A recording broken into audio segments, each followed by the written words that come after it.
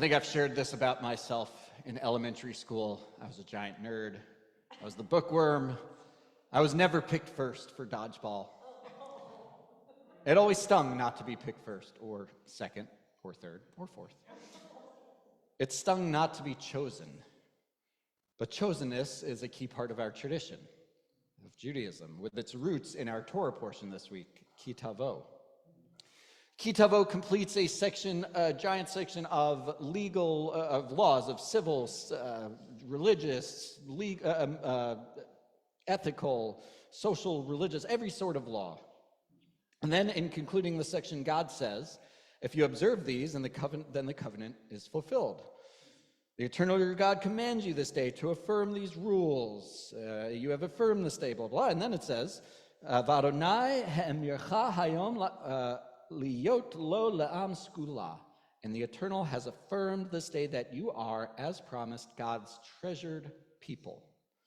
And it continues, God will set you in fame and renown and glory high above all the other nations that God has made. Am Segula, it calls the Israelites, a treasured people, set high above everyone else. Hence, the chosen people. Now, Rashi, 11th century France, one of the most famous, most important commentators, if not the most important, he notes this word, segula, treasure, treasured people, and says that Jews are separated and selected, singled out. In other words, Jews are better, more treasured, more holy compared to other people, is his interpretation. Now, like I said, Rashi is a great rabbi, great commentator, but his interpretation could lead to disastrous results. In fact, we see this in Israel specifically. Rabbi Noah Sata, she's the director of the Israel Religious Action Center. It's a social justice organization in Israel. Here's how she puts it.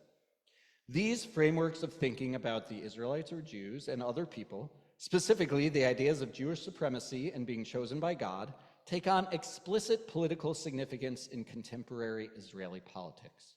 She continues, even though white supremacist ideologies around the world target Jews as enemies of the superior race, an analogous ideology has existed in Israel since the 1970s, the Kahanist movement, which advocates Jewish supremacy.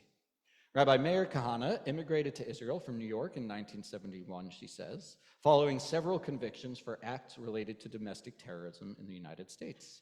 Once in Israel, Kahana developed his racist theories, essentially targeting Arabs both within Israel and in the occupied territories. Underlying his theories was the dissemination of the idea that Jews are the chosen superior people who must therefore separate themselves from others. So Kahanism is this dangerous ideology. Jews are better than Arabs. The Kahanists want a Jewish theocratic state. The idea is that chosen means better. Of course, Kahanists continue to play an influential role in Israel today. Itamar Ben-Gvir, the Minister of National Security, and Bezalel Smotrich, the Minister of Finance, are both Kahanist right-wing extremists. And they have Netanyahu's ear, there's no doubt. I mean, you can read the news. They're influencing the war in Gaza.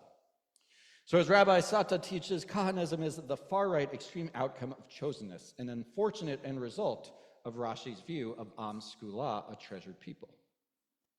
Fortunately, there is another interpretation. This one comes from Ovadia ben Yaakov Sforno. He was a 16th century Italian rabbi.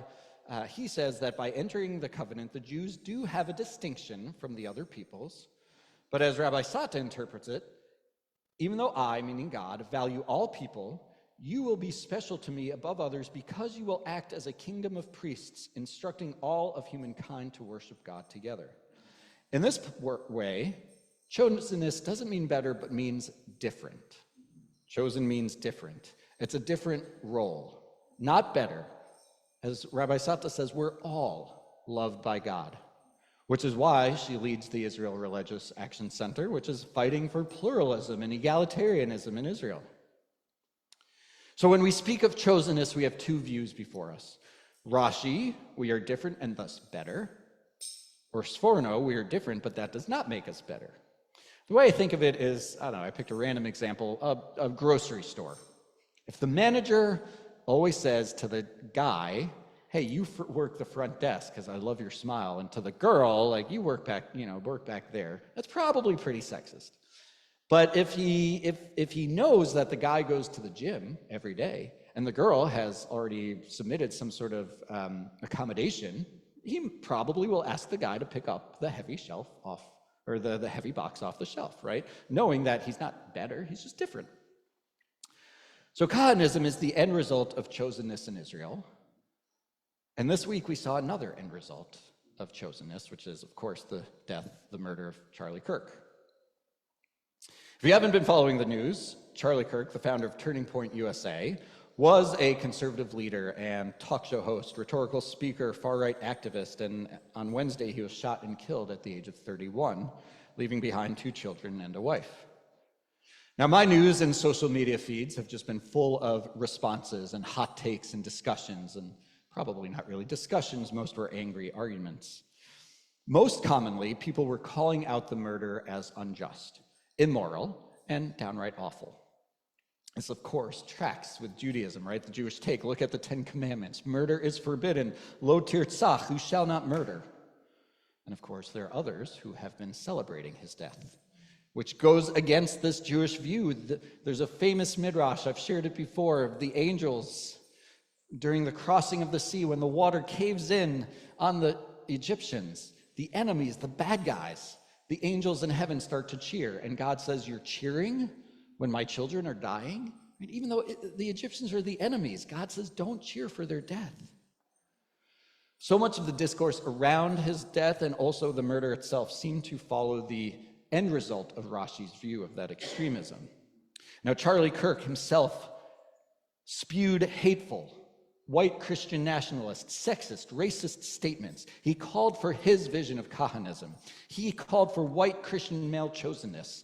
His views were ugly and immoral, and they go against everything we stand for as a congregation.